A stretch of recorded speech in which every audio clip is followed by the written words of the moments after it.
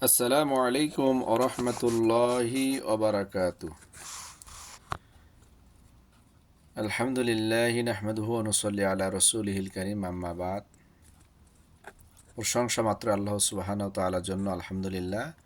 প্রিয় নবীর প্রতি দরুদ ও শান্তির ধারা বর্ষিত হোক। আল্লাহুম্মা সাল্লি আলাইহি আল্লাহুম্মা বারিক আলাইহি। আমরা আজকে জানবো যে চার ব্যক্তিকে কবরে প্রশ্ন করা হবে না। এক নাম্বার হলো শহীদ ব্যক্তি, যারা আল্লাহর রাস্তায় যুদ্ধ করে শহীদ হয়েছেন, তাদেরকে কবরে প্রশ্ন করা হবে না। দুই নাম্বার, রাসূল এবং নবীগণদের তারা সর্বোচ্চ মর্যাদার অধিকারী, তাদেরকে কবরে প্রশ্ন করা হবে না।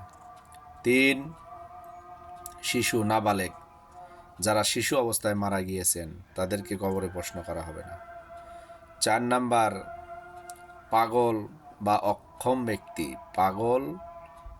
ব্যক্তি, মানসিকভাবে সম্পূর্ণ অক্ষম ব্যক্তি, মানে যিনি পাগল, তাকে কবরে প্রশ্ন করা হবে না।